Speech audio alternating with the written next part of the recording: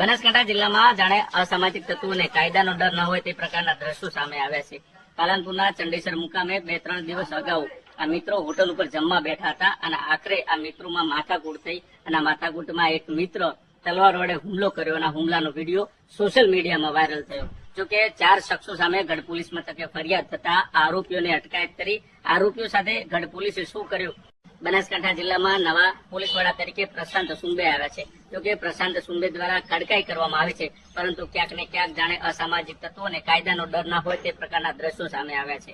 પાલનપુરના ચંડીસર મુકામે એક ખાનગી હોટલ હતી. હોટલમાં મિત્રો જમવા બેઠા હતા અને આખરે આ મિત્રોમાં તકરાર થઈ અને તકરારને લઈને માથાકૂટ થતા માથાકૂટને લઈને તલવાર વડે હુમલો કરવામાં આવ્યો અને આ જ હુમલાનો વિડીયો સોશિયલ મીડિયામાં વાયરલ થતા. જોકે ગઢ પોલીસ મથકે નામજોગ 4 લોકો સામે ફરિયાદ નોંધવામાં આવી હતી અને ફરિયાદના આધારે ગઢ પોલીસ મથકના પીઆઈ દ્વારા ગણતરીના કલાકોમાં 3 આરોપીઓની અટકાયત કરવામાં આવી હતી અને અટકાયત બાદ આ જ આરોપીઓને સ્થળ ઉપર લઈ જઈ રિકન્સ્ટ્રક્શન કરવામાં આવ્યું હતું.